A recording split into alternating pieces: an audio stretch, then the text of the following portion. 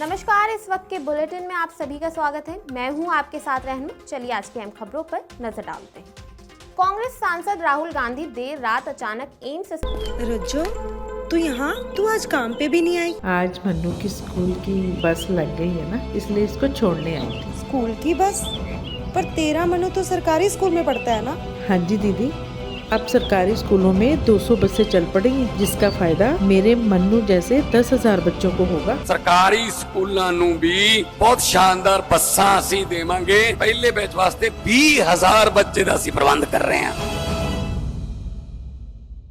AIIMS अस्पताल के बाहर पहुंचे, जहां उन्होंने लोगों से बातचीत की और उनकी परेशानियां समझी। इसी दौरान राहुल गांधी ने केंद्र और दिल्ली सरकार पर उनके प्रति असंवेदनशीलता दिखाने का आरोप लगाया है। साथ ही उन्होंने लोगों की समस्याओं और शिकायतों के बारे में जानकारी ली है। राहुल गांधी ने सोशल मीडिया पोस्ट पर लिखा, बीमारी का बोझ, ठिठुराने वाली सर्दी और सरकारी असंवेदनशीलता।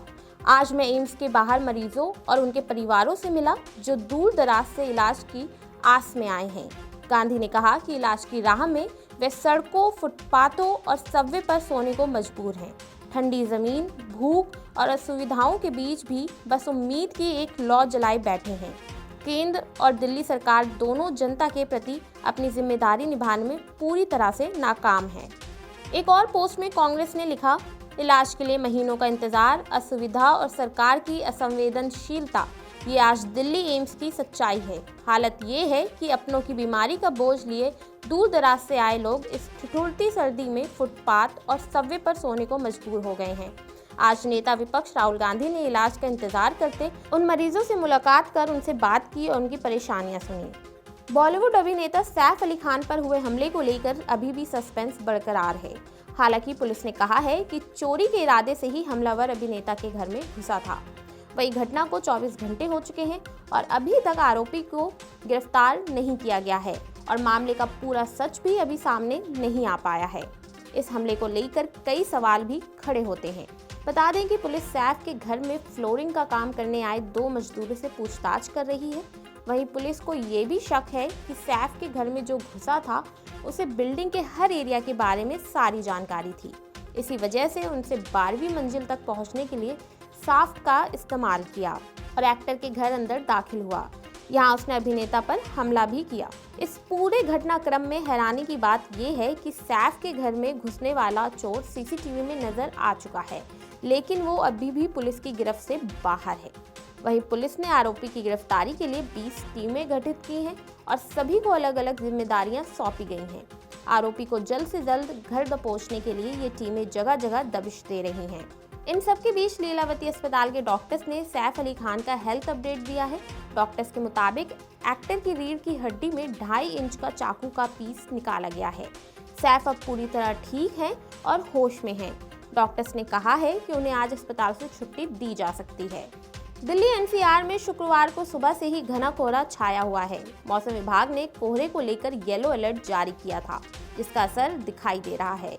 सड़कों पर चलने वाले वाहनों की गति काफी धीमी है। मौसम विभाग ने 3 दिन तक घना कोहरा छाए रहने की चेतावनी दी है। कोहरे के चलते इसका सीधा असर ट्रेन और हवाई यात्रा पर पड़ रहा है। मौसम विभाग ने 19 तारीख के बाद गरज के साथ बारिश होने की संभावना भी जताई है। वहीं घने कोहरे के चलते प्रदूषण भी बढ़ रहा है।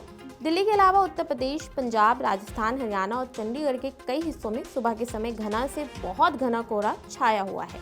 दिल्ली एनसीआर में गुरुवार की बारिश होने से न्यूनतम तापमान में गिरावट आई है। मौसम विभाग ने अगले 3 दिन न्यूनतम तापमान में गिरावट की आशंका जताई है। वहीं घना कोहरे को देखते हुए 3 दिन का येलो अलर्ट जारी किया गया है। बारिश के बाद शीतलहर से भी पारा लुढ़का है। लोग भीषण ठंड से जूझ रहे हैं। बढ़ती कड़ाके की सर्दी में डॉक्टर भी सलाह दे रहे हैं कि बहुत ज़रूरी हो तभी घर से बाहर निकले, क्योंकि कोहरे और ठंड से स्वास्थ्य पर असर पड़ता दिख रहा है। शुक्रवार को तापमान अधिकतम 19 और न्यूनतम तापमान 8 डिग्री सेल्सियस रहने की संभावना है। साथ ही मौसम विभाग का ये भी कहना है कि 18 जनवरी से एक नया पश्चिमी विक्षोभ उत्तर पश्चिमी भारत को प्रभावित कर सकता है और 22 जनवरी से एक और विक्षोभ आने की संभावना है। उनके प्रभाव में 18 से 22 जनवरी के दौरान पश्चिमी हिमालय क्षेत्र में छिटपुट बारिश और बर्फबारी की संभावना है। 21 और 22 जनवरी को पंजाब, हरियाणा, चंडीगढ़, पश्चिमी उत्तर प्रदेश और राजस्थान में छिटपुट वर्षा की गतिविधि हो सकती है। दिल्ली की राउस एवेन्यू कोर्ट ने दिल्ली की सीएम आतिशी और आप सांसद संजय सिंह को नोटिस जारी किया है। ये नोटिस कांग्रेस नेता संदीप दीक्षित के मानहानि के मामले में दिया गया है। मामले की अगली सुनवाई 27 जनवरी को होगी। नई दिल्ली से कांग्रेस उम्मीदवार संदीप दीक्षित ने अपनी शिकायत में कहा है कि 26 दिसंबर को नई दिल्ली में प्रेस कॉन्फ्रेंस में उनके और कांग्रेस पर मानहानि करने वाले आरोप लगाए गए थे। सीएम आतिशी और संजय सिंह ने कहा था कि संदीप दीक्षित ने केजरीवाल को हराने के लिए बीजेपी से करोड़ों रुपए लिए हैं और वो बीजेपी के साथ मिलकर आपको हराने की साजिश रचने में शामिल है।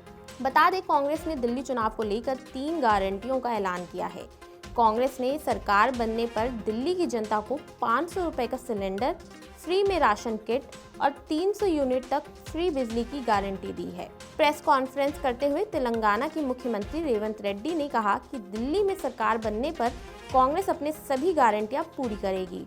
इस दौरान उनके साथ प्रभारी गाजी निजामुद्दीन और दिल्ली कांग्रेस चीफ देवेंद्र यादव भी मौजूद थे। भारत मोबिलिटी ग्लोबल एक्सपो 2025 का आयोजन 17 जनवरी से लेकर 22 जनवरी तक चलेगा। प्रधानमंत्री नरेंद्र मोदी आज इसका उद्घाटन करेंगे। ये भारत का सबसे बड़ा मोबिलिटी एक्सपो है, जिसमें 100 से ज़्यादा ऑटोमेकर हिस्सा लेने वाले हैं।